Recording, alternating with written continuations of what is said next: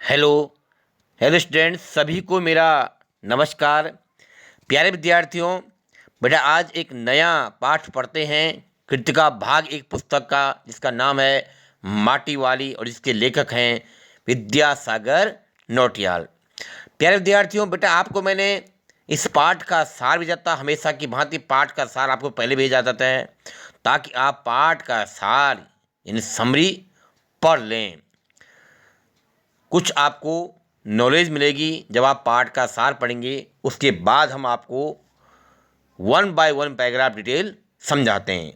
तो फिर जानते हैं थोड़ा माटी वाली जो कहानी है उसका टाइटल और कहानी का समराइज थोड़ा हम आप जान लें पहले। बेटा आप जैसे ध्यान दे लोगे, माटी वाली यानी कोई माटी वाली कोई लेडी है, फीमेल कैरेक्टर हैं, उसी के नाम पर पाठ का भी नाम है, इस कहानी का भी नाम है। आपको सुनकर बेटा हैरानी होगी, इस माटी वाली कहानी में जिस महिला की यह कहानी है, जिस महिला के इर्द गिर्द यह कहानी घूमती है, उसका नाम तक नहीं बताया गया है। उसे आप उसकी आर्थिक मजबूरी कहें, गरीबी कहें, यही इस कहानी में बताया गया है। तो क्या है बेटा माटी वाली कहानी, थोड़ा आप सार समझ लें। थोड़ा आपको ज़रा डीपली में जाना पड़ेगा। एक तरह से ये एसएसटी से जुड़ा हुआ टॉपिक भी है, आपका जनरल नॉलेज भी इसमें पता चलेगा। आपको बताया जाएगा कि कहाँ के क्षेत्र से यह कहानी है। प्यारे विद्यार्थियों, जो ये माटी वाली कहानी बेटा, यह उत्तराखंड में एक जगह है टिहरी गढ़वाल, जो कि आज एक वहाँ पे बांध बनाया गया है। सन 80 के दशक के आसपास मेरी कहानी है, जब पुरानी टिहरी हुआ करता था। यानी उत्तराखंड में जो आज नई टिहरी के नाम से जाना जाता है, उससे पहले पुरानी टिहरी थी, जहाँ पर कि डैम बना, यानी वो जलमग्न हुआ। मैं आपको और गहराई में ले जाता हूँ। वहाँ पर जो भागीरथी नदी थी, वहाँ पर टिहरी बांध बनाया गया, जिसे हम आज THDC के नाम से जानते हैं, टिहरी हाइड्रो डेवलपमेंट कॉरपोरेशन। तो भाई ये एक विस्थापन की कहानी है। जो माटी वाली कहानी है, एक विस्थापन की कहानी है ये। यानी किस प्रकार टिहरी शहर के लोगों को विस्थापित होना पड़ा जब वहाँ डैम बना, टिहरी बांध परियोजना हुई, जो कि आज पूर्णतः बन चुकी है। तो उन्हीं में से एक कहानी है, किस प्रकार श्रमिक वर्ग को, मजदूर वर्ग को, गरीब तबके को भी मजबूरी में वो शहर छोड़ना पड़ा, जो कि वो शहर को नहीं छोड़ना चाहते थे। कुछ लोग वो थे जो इतने गरीब थे कि उस शहर को छोड़ने के लिए तैयार भी नहीं थे। हालांकि सरकार की ओर से उन्हें जहाँ वो चाह रहे थे वहाँ उन्हें पर्याप्त ज़मीन दी जा रही थी। अगर उनका कोई मकान इत्यादि था, जो भी जितना भी उनका कारोबार था, उसके बदले सब कुछ उन्हें बसाया गया। तो वहीं से एक कैरेक्टर इस कहानी में ऐसा है, एक फीमेल कैरेक्टर हैं जिनकी व्यथा इस कहानी में दर्शाई गई है, क्योंकि उसका अपना उसके पास कुछ भी नहीं है। न उसके पास ज़मीन है, न उसके पास मकान है। वह झुग्गी झोपड़ी में रह करके अपना गुजारा करती है।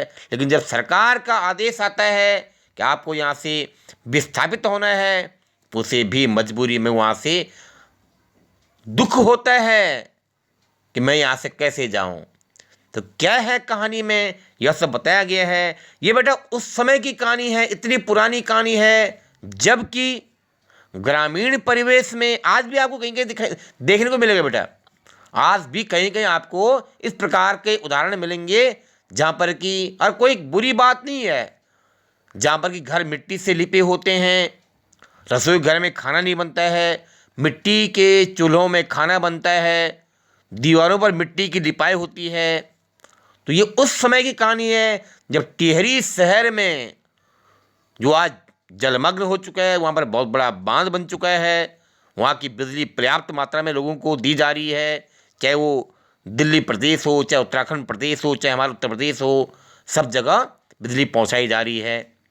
ये एक ऐसी कहानी है बेटा, उस समय टिहरी शहर में सभी लोगों के घर मोस्टली अधिकांशतया मिट्टी से लिपे होते थे। उनके जो चूल्हे होते थे, रसोई घर होता था, कंप्लीटली मिट्टी के ही होते थे। लाल मिट्टी गोबर से लिपे जाते थे। इस कहानी में जो नायिकाएं हैं माटी वाली, मैंने आपको पहले बताया है, उनका नाम तक नहीं बताया गया है, केवल माटी वाली के नाम से ही संबोधित है। इतनी गरीब महिला है, लेकिन एक बात के लिए बहुत ज़्यादा जानी जाती है। पुरानी टिहरी, यानी जिस शहर की बात यहाँ पर हो रही है, जो अब जलमग्न हो चुका है, वहाँ पर डैम बन चुका है, उस समय तत्कालीन समय में उस टिहरी शहर का कोई भी एक घर ऐसा नहीं होगा जिस घर के लोग माटी वाली के नाम से परिचित न होंगे। उसका कारण क्या है बेटा? यह माटी वाली महिला, जो कि एक वृद्ध महिला है, सभी के घरों में मिट्टी पहुंचाने का कार्य करती है, लाल मिट्टी पहुंचाने का कार्य करती है। एक तरह से अगर हम ये कहें कि टिहरी शहर में उसका रोजगार था, वो अपने उस मिट्टी ढोने के कार्य से सभी घरों के लोगों को जानती थी। टिहरी शहर के सभी लोग उससे परिचित थे। तो एक तो बेटा इसके बारे में बताया गया है। दूसरा, उसके बेटा जो वृद्ध पति हैं, उसके जो हस्बैंड हैं, वो इतने बूढ़े हो चुके हैं कि चलने में असमर्थ हैं। उस वृद्ध माटी वाली का अपने पति के प्रति अगाध प्रेम इस कहानी में दर्शाया गया है। तो जो 2-3 बिंदु थे जो मैंने आपको इसमें बताए हैं। अब पढ़ते हैं बेटा, कहानी ध्यान से पढ़ें। लिखा है शहर के सेमल का तप्पड़। बेटा सेमल के तप्पड़ से क्या है? एक तरह से जो कंप्लीटली हम वो तो नहीं कहते हैं, समतल तो नहीं कह सकते हैं, लेकिन मैदान हम कह सकते हैं उसे। तो एक वृक्ष की प्रजाति है, सेमल का वृक्ष होता है, यानी कि शहर जो टिहरी शहर है उसका जो किनारा है वहाँ पर सेमल के पेड़ बहुत ज़्यादा हैं। उसकी बात की जा रही है कि शहर के सेमल का तप्पड़ मोहल्ले की ओर बने आखिरी घर की खोली, खोली मतलब प्रवेश द्वार के लिए बोला गया है, मैं पहुंचकर उसने दोनों हाथों की मदद से अपने सिर पर धरा बोझा, मतलब रखा हुआ बोझा नीचे उतारा। किसने? जो माटी वाली है, वो मोहल्ले की ओर बने आखिरी घर में जब उस खोली में पहुंची है, उसने अपने दोनों हाथों की मदद से जो अपने सिर में मिट्टी का जो बोझा रखा हुआ है उसे नीचे उतारा। मिट्टी से भरा एक कंटर, कनस्तर के लिए बोला गया बेटा, जो होता है आज तो जैसे टीन का कनस्तर होता है, उसे काट दो तो उसको उसमें वो क्या लाती है? मिट्टी लाती है। लिखा है मिट्टी से भरा एक कंटर माटी वाली, लिखा है पूर्ण विराम। और माटी वाली है, कहानी की नायिका है, जिसके सिर में मिट्टी का बोझा रखा हुआ है, वो कंटर है, उसको रखती है नीचे। क्या होता है कि देखना, टिहरी शहर में शायद ऐसा कोई घर नहीं होगा जिसे वह न जानती हो या जहां उसे न जानते हों। ये मैं आपको पहले ही बता चुका हूं कि कोई भी ऐसा घर नहीं होगा जो उस माटी वाली वृद्ध महिला से परिचित न हो। घर के कुल निवासी माने सभी लोग, कुल निवासी माने सभी लोग, वर्षों से वहां रहते आ रहे किराएदार, जो कई वर्षों से वहां किराए पे रह रहे होंगे टिहरी शहर में, उनके बच्चे तलक, तलक मैंने क्या है बेटा? तक के लिए बोला गया है। वो किराएदार हों, उनके बच्चे हों, सब उस वृद्ध माटी वाली महिला से परिचित हैं, ऐसा लेखक विद्यासागर नौटियाल हमें बता रहे हैं।